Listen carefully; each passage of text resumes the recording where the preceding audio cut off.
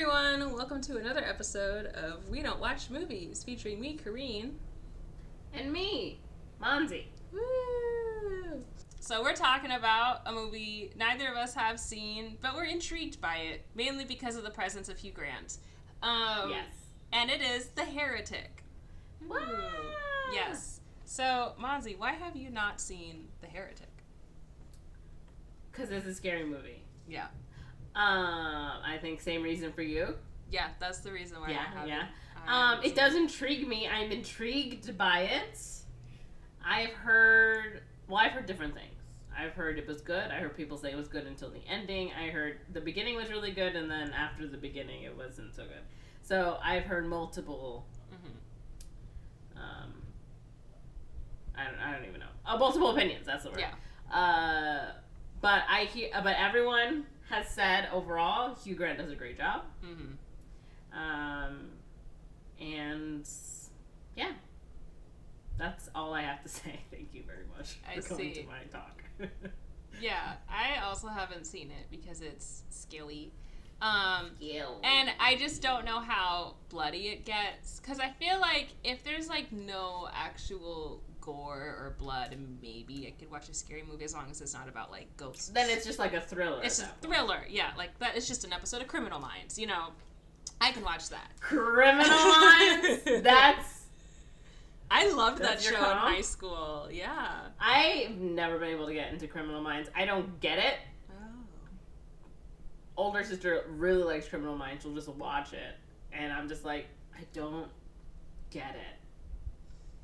I watched it with my mom, and the main reason why I liked it was because of Dr. Spencer Reid. I love his character, played by Matthew Gray Gubler. So he was just a cute, tall beanpole of a man that was incredibly smart, and the youngest one there, and also kind of socially awkward. And I was like, that one, I like that one. So that was why I watched it, because I wanted to see him. I see. And like the episodes, in my opinion, were interesting, but it was mainly I wanted to see, Matthew Gray Gubler as a tall, autistic ? Intelligent man that was the youngest one there, and I related to that for some unknown reason. I don't know why. I don't know why. It was really just him, but I liked the full cast of characters. It was mostly he was my favorite one, and it was just what I watched with my mom after school, late night television. I see. Yeah. So if there's no blood, then it's fine. I feel like people are dying and stuff in this. But I am intrigued because Hugh Grant, and I think Hugh Grant as a villain is so good. He's such a good villain because he is charismatic. He's a charismatic person. He's charismatic on screen. Like, you can't look away from him. He just, like, holds your attention. And even now, like, I think he's aging fairly gracefully. Yes.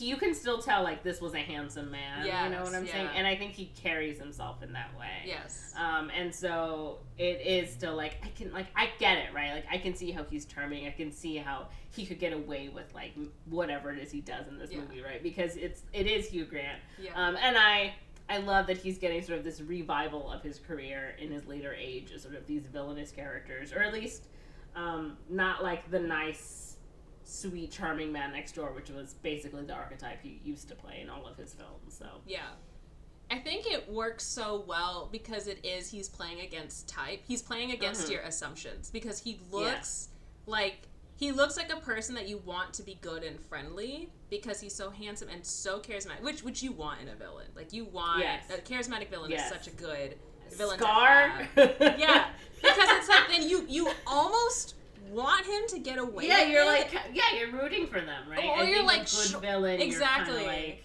or you're like, surely there's a reason there has to be some redeeming quality, and then the more evil that he becomes, and it's just like, like the layers of it just hits really, really well. It's just it's so good. And yeah, I think that's what makes it work so well. He's a great actor, so he can sell it so well. You see the depth in the performance, and you don't want him to be the villain, but then he seems like he also has a lot of fun playing the villain, which also helps. Okay. So, what do you think this movie is about? I think I know the premise. Yeah. He's just your friendly neighborhood old man. I believe 2... Is it Mormons? I think they're Mormon, They're right? Mormon, yeah. We're doing another Mormon movie. What is going on? We're talking about Robert Pattinson 2 days in a row. We're talking about Mormonism 2 days in a row. I know, it's like that one game where you have to find the connection. Yeah, the 7... whatever it's called, to Kevin Bacon. Anyway. Yeah. We're gonna end this with the Kevin Bacon film. I'm good. 7 points of separation. That's what it is. Yeah. 7 points of separation.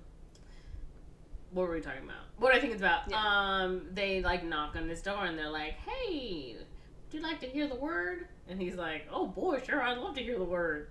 And he's like, "Come on in." And they're like, "Oh, okay." Maybe I don't know if that's normal or not. Probably not. And he's like, "Y'all want some blueberry pie?" I don't know what it is. And they're like, "Okay." And so they're just sort of there. And I think he claims like his wife or something is in the kitchen or somewhere. And I think they realize like, oh, they're like, we're here alone with this man. And maybe they want to leave and they sort of notice that maybe something is off. And that's about it. I don't know if maybe, I'm trying to think what he does. It could just be that it becomes just, I don't know, like a battle of wits, but not so much like, I feel like I get the premise and then I don't know what would happen. Yeah. Because I think, the issue would be like, well, if they're stuck in the house, what do they do to get out? And then I can see how that would feel, like the setup's really good, but the payoff isn't because... Yeah, then you're just killer in the house. Yeah, now it's just, you're stuck in the house. But I'm going to say it's more like a battle of wits, like, oh, you're Mormons, like, let's test what you know. It could be he's also a Mormon or a Mormon. I put quotations because this is an audio. Let me just put that. Or he's not, and he's, like, testing and, like, I don't know, maybe trying to find loopholes and, like, whatever in the word, as they say. Yeah. Okay. That's kind of what I was thinking. So, disclaimer, I did read the synopsis last year. Of course you did. Well, it was right after the movie came out. I didn't know we were going to talk about it. But it's been a while. I don't remember the specifics. So, yeah, they're Mormon. They knock on the door, and then I think it's like a test of faith situation, where he like tortures them. I think that's what it is, or he either tortures or torments, whatever. He's putting them through the ringer, through trials and tribulations, probably with the intent to get them to claim there is no God. Oh, interesting. I think that's what it is. And then at the end, I think one of them dies. And I think when they start, there's like one who's like hardcore Mormon and the other one is going through like, I don't know about this. And then at the end, the hardcore Mormon is the one that revokes the faith. And then I don't know about this one becomes more of a hardcore Mormon, but I don't know which one dies. Okay. I think that's what happens. So, yeah, it's one of those like, where is your God now sort of stories. So, I see. Yeah, that's what I think. Where is your God now? Yeah, he's right here. All right, let's find the trailer, which I have seen once. I don't know if I've seen it. I don't know if I've seen it with sound, but I've seen it. You're such a dork! What? I don't know if I've seen it. Well, you know, it's like... I watch all my trailers with sound. I want that on the record. Even if it's scary, I watch my trailers with sound. I just cover my eyes, and sometimes I cover my ears, but goddamn it, do I watch them with sound. What's the point of covering your ears if you're gonna watch it with sound? Because I still kind of want to hear it. Oh. I still want to know. Okay, well... I want to know. Oh, you look so handsome. The reason why... I know, thank you. So, Anyways, the reason why I'm like, I don't know if I've seen it with sound is because it might have popped up as like an ad on something. Oh, okay. Not like... Yeah, and I don't... Okay. I don't turn my sound on in my... To give a frame of reference, if I'm watching trailers, it's because I'm watching trailers in a movie theater. I'm rarely ever going, like, looking up actual trailers. I guess that's true. I used to, but it kind of depends on the trailer. Okay. Oh yeah, I don't think I've seen a trailer at all. No, I haven't seen this trailer. Are you interested? It's not those stairs. In our Savior, Jesus Christ. Hello, my name is Elder Price.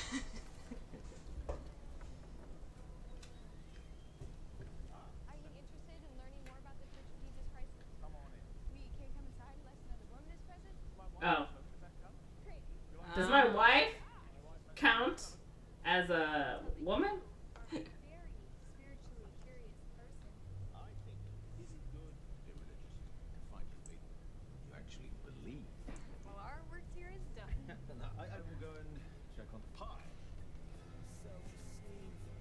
What's going on? What's it say? Blueberry pie. Oh.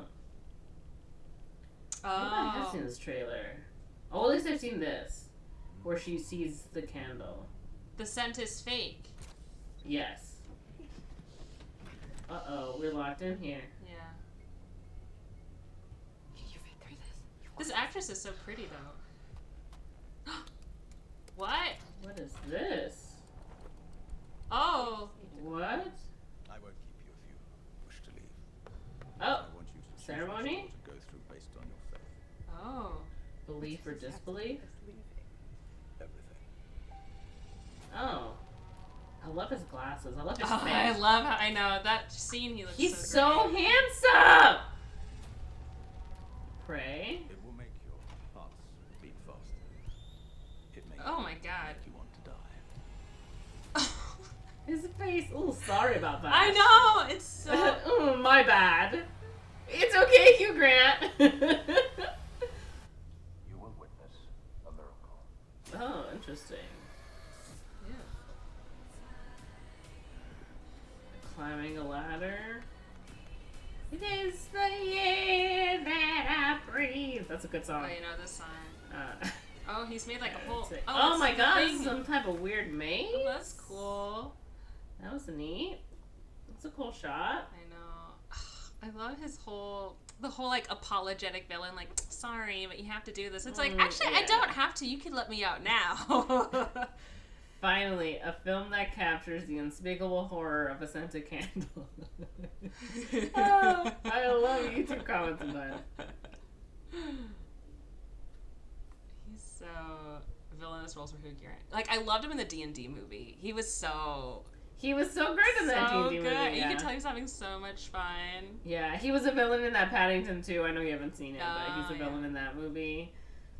He's just so good.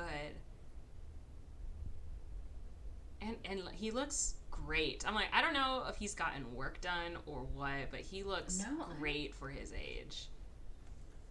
I think he's just He's just so has handsome. aged well. He's one of the few white people who's aged well. I know. He's 64. I'm like, I feel like he almost looks better the older he gets. Although he did, yeah, I like him more in this older age. It's more character, but maybe that's just like more what I'm used to. Yeah. I mean, yeah, true. It's a bit more character work, right? It's like you were typecast, and now he's doing all these different things. Yeah. Like the longer hair with the glasses and this sweater. Like how he looks in this movie, he looks great in this movie. All right. Before we start, do we want to amend anything? Let me get off his Wikipedia page. I know. Okay. What? Do I want to amend anything? Okay. Yeah. No, I think we're good. It seems like what you said, they get trapped. The only way he will let them free is if they sort of quote unquote pass his test of like faith in a way. So yeah, and he's just a weird, creepy dude. Who knows how many people he's done this to? Yeah. Yep. Okay, yeah, I have nothing I want to add. Perfect. All right. Perfect. Okay. 2 young missionaries from the LDS Church, aka the Church of Latter-day Saints, aka the Mormon Church. Confident Sister Barnes and timid Sister Paxton. Oh, I was like, confident. I mean confidant. Okay. Sister Barnes is confident, and Sister Paxton is not. Arrive at the home of a reclusive middle-aged man, Mr. Reed. He invites them in, assuring them that his wife is preparing a blueberry pie in the back of the house. They begin to discuss religion, and Sister Paxton playfully expresses a desire to visit others after death as a butterfly that appears on the hands of her loved ones. That's going to come back to bite her in the butt. Wait. Paxton is the shy one. Paxton is the shy one. Paxton is the one with the glasses, and Barnes... The one in light colors. And Barnes is the darker, yeah. Yeah. Barnes is the one I think is really pretty. I mean, they're both pretty, but I really like how Barnes looks. I thought they were okay, whatever. I just wanted to give my opinion. Yeah, that's fine. You kept saying she was really pretty, and I was like, I guess. I personally didn't think so, but whatever. I haven't seen her before. I think she's pretty. But anyways. Okay. So the shy one expresses a desire to visit others after death as a butterfly that appears on the hands of her loved ones. During the conversation, Reed makes several uncomfortable comments about their faith. When Reed steps out of the room, Barnes realizes that the smell of blueberry pie is from a candle. The front door is locked, and they have no phone signal. Okay. They follow Reed to his study, where he gives them a threatening lecture arguing that all religions are adaptations of one another and claims to have found the one true religion. Oh, interesting. This has a blue link. Okay. Is a link? Yeah. To the one true religion? It's just the expression of the one true church. I guess Anyways. Okay. He thinks there's only one and he found it. The girls are told that the front door is latched and will not open. He gives the girls a choice of 2 doors to go through to exit the house. One if they still believe in God, and one if they do not. Barnes rebels, repudiating several of his claims. They enter the belief door, but discover both doors lead to the same dungeon. So it don't even matter. He's just here playing mind games then. Yeah. Yeah. A decrepit woman... Yeah, because then you could be like, oh, I don't believe. And then it's like, oh, they're testing me. Yeah. They're testing my faith. Whereas like, oh, I do believe. Again, you're testing my faith. But if you know both, and it's like, what the fuck, dude? It doesn't matter. It doesn't matter what I choose. But maybe that's the point. It doesn't matter. Maybe that is, at the end of the day, what has your religion or lack of religion done to help you? Exactly. Okay. So, a decrepit woman appears, eats a poisoned pie, and dies. What? She just shows up. Yeah. You want some pie? I'm going to blueberry. Yeah. I made it out of a scented candle. How do you not know? That scented candle must be incredible for them to be like... Yeah, that's a real blueberry pie. Because in my experience, those kind of like cookie bakery scents don't convincingly smell like the thing. It's too artificial. 100%. That's why I don't like candle smells. But it could be like if... I can't... I'm blanking on every single word I've ever known in my entire life. But, like if you're expecting... that to be happening, like you're just like okay, like you're just taking it at face value, and you're not really thinking deeply about it. That's true. There's no reason for them to think it's a not candle. Yeah, they'd probably be like, this pie smells like a candle, but that's weird. So, that's something I would do. I'd be like, it smells like a candle in here, but I wouldn't think that's this candle. Yeah, or he could just make his own candles. He's perfected the fresh baking pie smell. That's how he gets the money to build these religious torture chambers. Yes, exactly. Yeah. Okay. Reed claims that she is a prophet of God, and the pair will witness her resurrection. That's the old lady. Yeah, the old lady. He says the decrepit woman. Okay. Yeah. A church elder arrives looking for the girls, but leaves without hearing their screams. Of course. Yeah. Paxton notices that the position of the prophet has changed. The prophet apparently comes back from the dead and describes the afterlife. Barnes rejects the prophet's description, noting its similarity to common hallucinations from near-death experiences. When Barnes gives Paxton a signal to attack Reed, he slashes Barnes' throat. He then claims that she will also rise from the dead. Uh-oh. So he's like crazy. With Barnes bleeding heavily, Reed removes a metal object from inside her arm, claiming it is a microchip that proves that Barnes was not real and the world is a simulation. Oh my god. Not the world is a simulation. He said, "That's the Matrix. Everything." Can I just tell you, I hate people who claim that the world is a simulation. Like, I'm sorry. Don't be sorry. God. No, I shut it down whenever it starts to go there. No. Yeah. I think I'm more sorry I had to interrupt to say this, but I absolutely hate it. Yeah. I continue. Hate it. I learned that Elon Musk thinks everything in the world except himself is a simulation. So and I'm like, which is again the stupidest thing in the world, but it's just like I feel like you have to be so disconnected from reality, much like Musk is, to think that things are a simulation, right? Mm-hmm. Like if it's I don't know, it's just so, I can't even wrap my head around how angry this makes me. Like, and I feel like it also just like makes life like it's not worth anything. Yeah. Like, if that's literally, like, if you think everything is fake, then like what is your point for living? Yeah.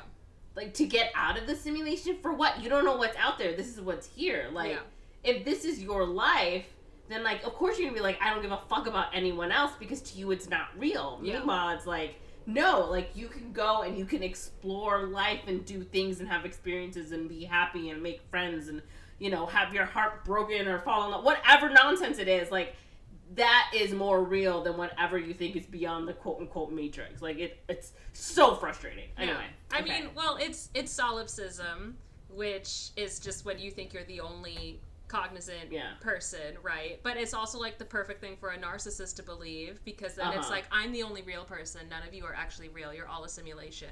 And then that's also like the only way to justify treating people like shit because you don't think they're real. So you're like, I live in a world where there's no actual consequence because whatever happens, this isn't the real world. But then it's like, okay, but what happens when you die? Like, you're not gonna wake up from the simulation, because that's it. Like, it's very similar to me with Christian denominations that put everything into the afterlife, or just any religious denomination where it's like, everything you do in this life is to make your next life better, which Mormonism is a textbook example of that, right? Where it's like, yeah, you have to act good now because then your next life will be even better. But there's also like a lack of accountability and like the shame and the guilt preventing you from truly enjoying this life because you're looking forward to the next one, but the next one is like, it's not gonna happen. Like, enjoy the life that you have right now instead of waiting to be reincarnated. Since we're talking about religion, like, the religions that are like, I am in a position of power because in a past life I was a really good person, right? So it doesn't matter what the fuck I do because I've clearly been touched by God and God decided that I should have this power and have this wealth or whatever. And it's like, dude, no, you just got fucking lucky as shit. Yeah. You just happened to come from an egg and a sperm that came from money. Like, you just got really fucking lucky. Yeah. Like, had nothing to do with anything. Which is why a lot of these, you know, waspy a-holes are just like, I can do whatever the fuck I want. And they haven't been wrong. Mm-hmm. So, anyway. It's religion to justify things is just really annoying. Yeah, and believing in the Matrix, that's basically one of the it's so tied to religion anyways. It's like, this is just religion just in a different way. You know, and it's more it's like, how self-centered do you have to be to think you're gonna sit here and tell me, another person, that you think the life is a simulation, so you think I'm also part of the simulation? Like, I don't know, sometimes people I know start to go into there and I'm like, no, I don't believe in that. I would have literal little like existential crises as a child, because I'd be sitting in the car and I'd look over and I'd look at that person and be like, that person has a whole life I know nothing about, and I'm not even interacting with them. Like, I'm just a small blip in their life. And again, 8 years old in the car having these like panic attacks, and I'm like, and that person and that, like, amazing. Yeah. that we can live in a world where everyone is living a full life, whether it's good or bad. Mm-hmm. Like, that to me, that's amazing. Yeah. It's like every car on the 405 is going somewhere for a reason. And I'm angry at them, but they're probably angry at me too. But at the same time, like, us as well, like, you're experiencing something like that is a group experience, even if you're alone in your car. Yeah.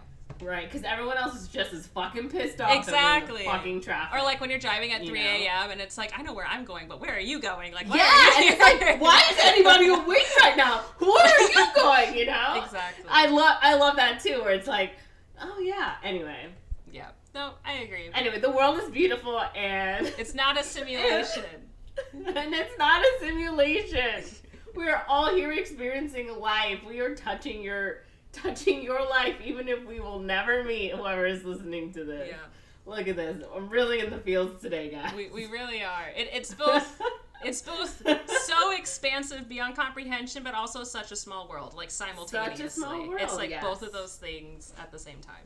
Yes. Both can be true. Yes. All right, continue. All right, so Reed is, he's cucked by the simulation people. He thinks that's what's going on. But Paxton recognized the object as a contraceptive implant. That is so funny. So he pulls out, like, an IUD from Barnes and is like, look, she's a robot. And Miss Thing is like, sir, how stupid do you think I am? Like, I know that's an IUD. That is pretty funny. Another classic example of men who are oblivious to women's health. Oh my god. Paxton realizes that everything was orchestrated by Reed. While the girls were distracted by the elder's arrival, a second woman hid the prophet's corpse, took her place, and delivered the afterlife description as scripted by Reed, adding an unplanned comment, "It's not real." Oh, so that's kind of like her clue to them, maybe. Anyways, whatever. Reed's killing of Barnes, an attempt to convince Paxton of a simulated reality, was an improvisation to cover the plan going awry. What plan, though? I don't understand why he's doing this. Paxton discovers an underground chute in which the prophet's corpse was hidden and climbs down, with Reed promising it will show her the one true religion. So I guess he killed Barnes because Barnes caught on that this isn't real. That it was fake. Yeah, that it was fake. He was orchestrating it. Okay. Yeah. And like this other woman added that extra comment or something. I don't know. Okay. Paxton passes through a series of chambers, the last of which is locked with the bicycle lock she used before entering Reed's house. The final chamber is full of emaciated women in cages. So he's just capturing these collecting women. them, yeah.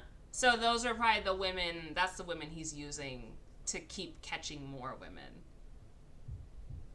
What do you mean to keep catching them? So like he has a... You mean how the woman died or whatever. So he takes one of them to eat the pie and die, and then he takes a second one to take her place because they're both so emaciated they're gonna look the same. Yeah. So that second woman, I think she was trying to warn them of like, it's not real, go away, Okay. She realizes Reed's personal belief that a desire to control others is the root of all religions. I don't disagree. I mean, he's not wrong. Yeah. Got you there. I mean, yeah. At least at the very least, it's how it's been used. That's certainly the root of the organized religions, right? Yes. Yeah. Religion as an organization is certainly to control people, and certainly in the Western Hemisphere. Paxton stabs Reed with a letter opener, but Reed stabs her as she tries to escape. They're stabbing each other. Stab, stab, stab. Yes. As they bleed in the basement, Paxton prays, telling Reed that it is done to think about others rather than to produce material results. Okay.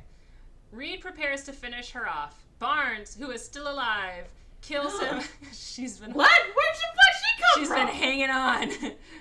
Kills him with a plank of wood with protruding nails before dying. Damn, she beats him to death. Okay. He dies of tetanus. I'm kidding. He dies of tetanus? Instant tetanus. He get his tetanus shot. Paxton climbs out of a window and a butterfly lands on her hand, presumably representing Barnes. Oh, I see. Okay. Topher Grace is in this movie. Topher Grace? He's the elder that visits. Oh, interesting. He's looking for them. Okay. You know, it's so interesting because it's like Topher, like, what's he doing? And then he shows up and you're like, huh. I know. I think anytime anyone goes, oh, Topher Grace is in here, the reaction is always, Topher Grace. Huh, interesting. I wonder what he's been up to. This? Oh, this... McKay Coppins in The Atlantic described the film as a horror movie about an atheist who won't shut up. That's hilarious. The essayist Steven Silver criticized the film, opining that it's got one excellent idea, that the idea is making a horror movie villain out of a smug, obnoxious atheist. Coming after the atheists. Interesting. Okay, what do we think? Hugh Grant once stated in an interview, I'm getting bored of playing obvious roles and being typecast. Writer-directors of this movie saw this interview and wrote the character with Hugh as their top choice for the role. That's perfect. He really said, I don't want to play the good guy anymore. And everyone was like, okay, bet. And he's like, thank you so much for giving me what I want. Oh, ew. So apparently, okay, when he's pulling out the IUD, he slices her arm and reaches into it, and he even pulls on a vein. So that's kind of gross.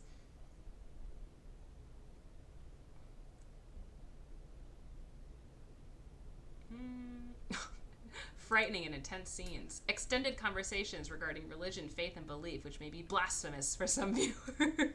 Oh, are you on the IMDb, whatever? yeah.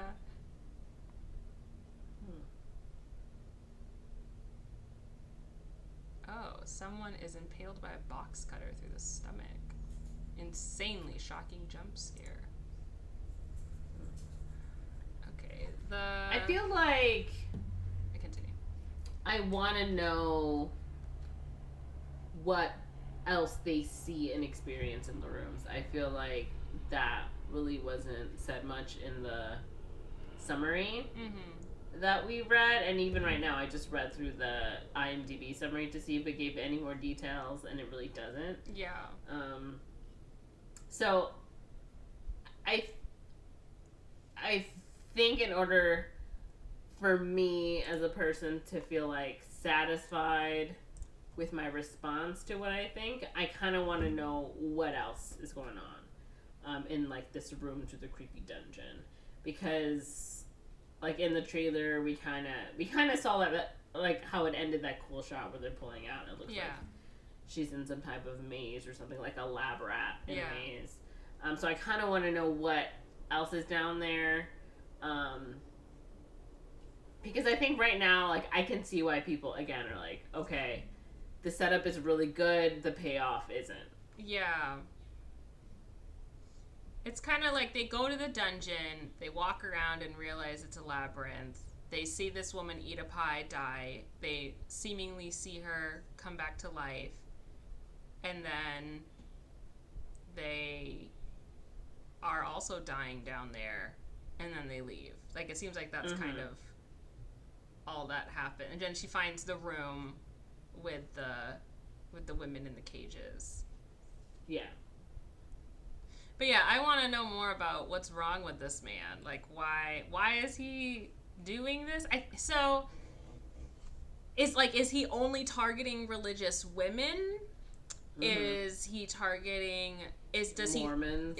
Does he think because like the Mormons and maybe the Jehovah's Witnesses come to his house that gives him the right to trap them because they're trying to trap him in their religion? Question mark. It feels like it needs to be watched because I think we're missing a lot of stuff from the synopsis. Yeah. Like I think the script is probably doing a lot of heavy lifting that's not coming through in the plot, like in the actual story. So interesting. Yeah. And I mean, even just, I think, I mean, this is a thought I have in general. Yeah. Like, you know how, like, people, Mormons and, I forgot the other one you just said. Jehovah's Witness. Jehovah's Witness, like, go to people's homes. Like, I could never. You know? And partially anxiety. because I never want something like this to happen to me. Oh. I am so scared of anything happening ever at any point in time. Mm-hmm. I'm afraid sometimes, like, when people are asking for money, if I give them money, they're gonna, like, grab me and, like, beat me up or something and take, like, I don't know. Like, I just don't, like, everything scares me. I'm afraid of everything. And so, like, I could not go to people's homes and ring on that doorbell and be like, hey, want to hear the word? Like, no! So I guess that's just one little thing. Yeah. But, I don't know. I don't know where I was going with this, but it's just a nice piece of character detail about you. Just a nice piece of character detail. I really give a lot of myself to this podcast. You really do. I don't know if I would do it or not. I think it would depend how I was raised. You know. I guess that's true. Yeah. I mean, because they're raised specifically that is part of their service yeah. to the church as well. Yeah. Because on one hand, I think regardless of how I was raised, let's say it's like same parents, but for some reason they were, I would still have like the social anxiety and the shyness, So I don't know if that would get covered off or whatever, the awkwardness or something. But in terms of like, would I want to, would I actually do it? I'm not sure. Because I don't have an issue if I'm able to giving money to people. I don't, like, sometimes I guess I might think that, but I kind of gauge it on a case-by-case basis on, like, is this person threatening or not? And usually it's, like, at the bus stop or the gas station. So I'm like, well, there's other people here. I don't know, maybe that's a dumb, oversimplified way to think about my safety. But, yeah. I don't know. My main experience has been just like the various Korean women that come to our house with food, asking my mom if they can come in, and then she says yes because she feels obligated, like she has to because they brought food, so it would be rude to turn them away. And then they come in and they just espouse about Jesus and the church and how my mom's going to go to hell because she's not going to their church. And one woman told her, I can feel the devil in your house or something. And my mom finally had it and was like, you know what? You're being really rude. You come over here uninvited. I invite you into my house. We're eating all this stuff, whatever, and you're going to tell me the devil is in my house? Who asked you? Like, so that's my experience with that. Or just straight up telling them, no, we're not interested. I think there was, maybe it wasn't maybe it wasn't a Jehovah's Witness or Mormon. Maybe it was just a military person. But at one point, someone came to our door, and I was a small little child, and they had a big dog with them. So maybe it wasn't actually religious people, but they had like a big dog. But and the dog was probably bigger than I was, and I like opened the door and I saw the dog, and I screamed so loud the dog peed itself. The dog peed itself? Yeah. It like.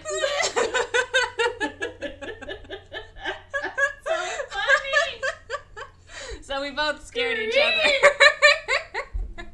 What a story! It was like a German Shepherd or something, and I was like 18 months or whatever, like just like barely walking over the door.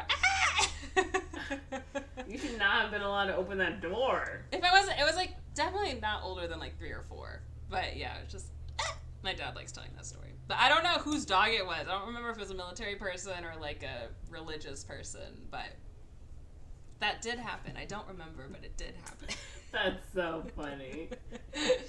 Oh my god. So be careful. Funny.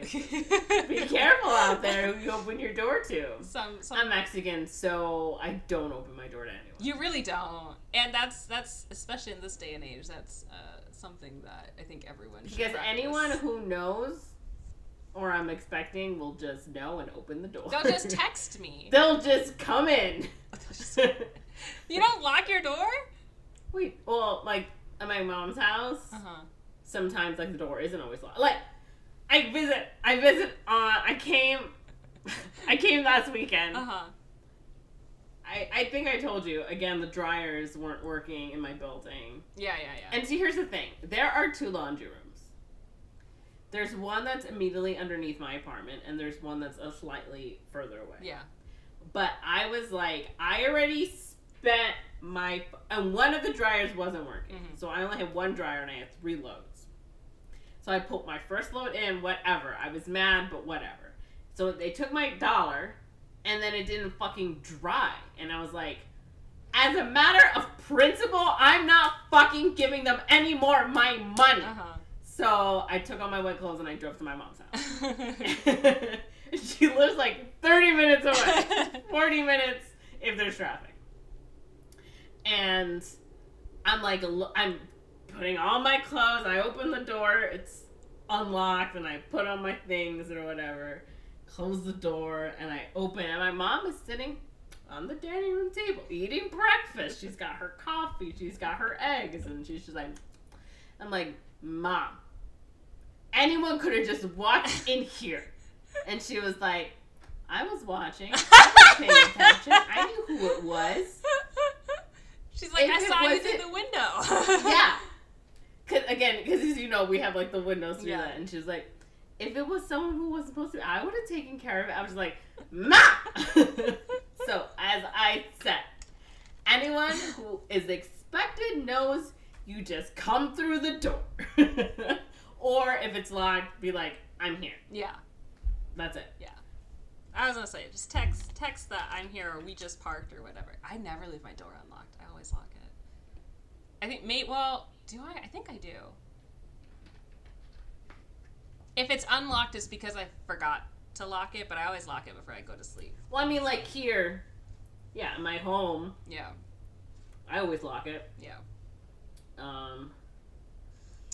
Well, on that note, any other thoughts about Heretic? Hugh Grant is adorable. Yeah. I kind of want to see him be wicked. Yeah. Be wickedly bad. Yeah. Evil.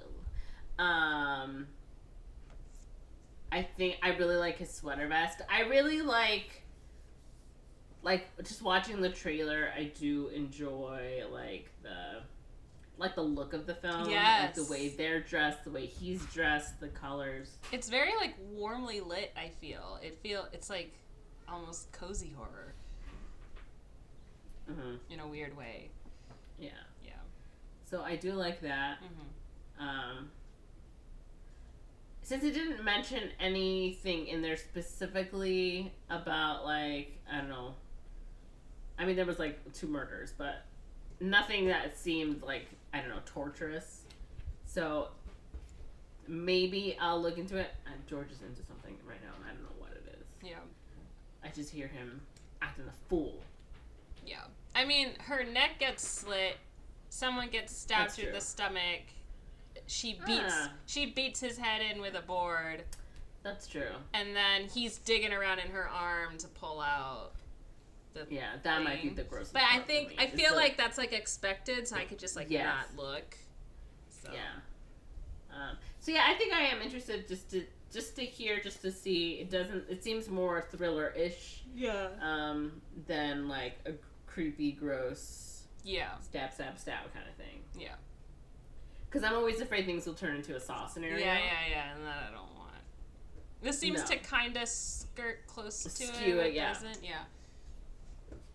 So. It's the meme where it's going off ramp. Yeah. Yeah. So I guess those are my thoughts. Okay. Cool. Well. What about you, Corinne? I'm interested. already. Yeah, I'm interested in watching it. Maybe like on a little screen, so I can kind of scrub through. On my phone. Yeah. On my phone, on an airplane where the sound's not so good. Yeah, exactly. Or like I'm not watching it, but someone in the seat above me is watching it, so I can kind of see it in between the cracks. Or you could watch it before me and then tell me, like, here's when to not look. Tell me what I should get and what I shouldn't get. Yeah, exactly. Okay, but yeah. I would give this movie, I'll give it 4 out of 5. I feel like it'll be 4 out of 5. I feel like the script will be good. So, but I want to watch it. I don't know if I will, but I would like to. Okay. What would you give it? I'd give it maybe a 3 out of 5. Mm-hmm. Just from what I've heard, Mm-hmm. may or may not change upon viewing. Yeah. Cool. Well, Monze, where can they find us? Oh my god. So you can find us on Instagram at We Don't Watch Movies Pod. You can see me just losing the thread. I was like, and having to pull it right back. Yes. And you can find me on Instagram at MagicMonster. Mm-hmm. Yeah, Corinne, what about you? And you can find me on Instagram at Karina's Korean. Yeah, thanks for listening, and we'll talk to you guys next time. Bye. Goodbye.